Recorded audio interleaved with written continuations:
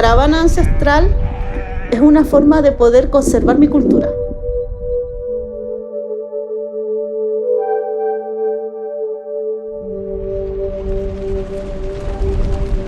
Cuando tú naces en una familia de pastores, te enseñan a respetar la tierra, los animales y la naturaleza.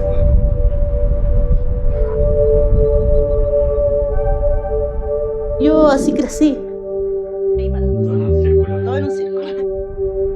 Cuando cumplí la mayoría de edad, conozco a mi pareja, que es Carlos, y él tiene un terreno en Coyo, en la comunidad de Coyo.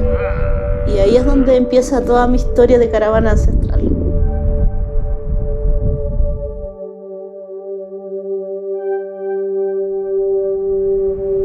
El turismo acá en San Pedro ya estaba subiendo así como al 200%.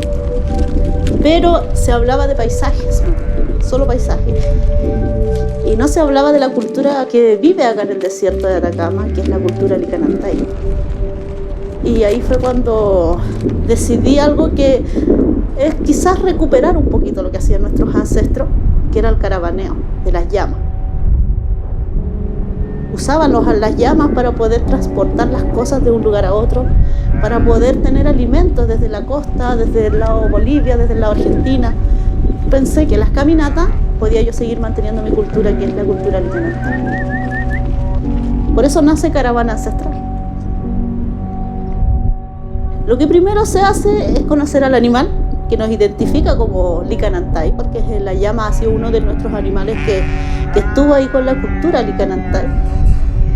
Contar en nuestra historia, mi historia de vida, de lo que me han enseñado mis abuelos, de lo que me han contado ellos, la historia de los animales, la historia de nuestra forma de ver la naturaleza, de sentirla, que a veces corre el viento, que a veces nos da el sol, que a veces tenemos sombra, pero más que nada sentir la naturaleza en su máxima expresión.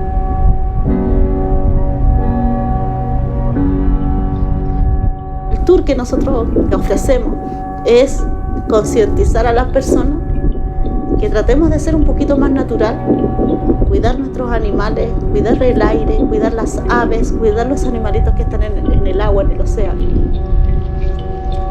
De alguna parte se empieza, a lo mejor yo acá en este desierto y otro ser allá en el océano, y entre todos podemos cuidar este planeta que nos hace falta, que es donde vivimos.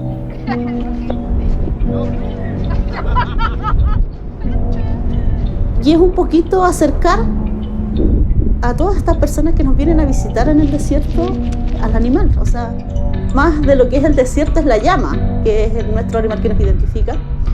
Y de alguna forma también hacerlo sentir que la naturaleza nos necesita. Cuidarla, protegerla. Y más aún cuando tú vives en el desierto, que no es mucho lo que es vegetación, lo que se puede ver. Pero hay bastante energía que se puede sentir.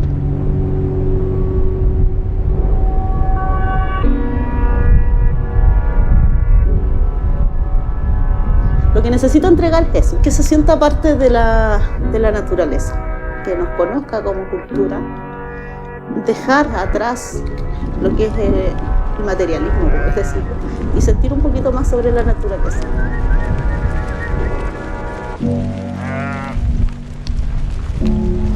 Entonces, el sentir que la llama, hablando de la llamita, se acerque y te haga cariño, imagínate, ni siquiera un ser humano lo puede hacer, porque tienes miedo a todo. Entonces, el sentir que un animal te puede hacer cariño, el sentir que el animal te va a caminar contigo, porque la idea es caminar con él, y sentir que él no le tiene miedo a ese ser que no lo conoce, es también entregar un poco de confianza. No somos malos en esta tierra. Quizás un sentir del viento, un sentir el sol o un sentir de calor es parte de la vida, que a veces, muchas veces no lo agradecemos.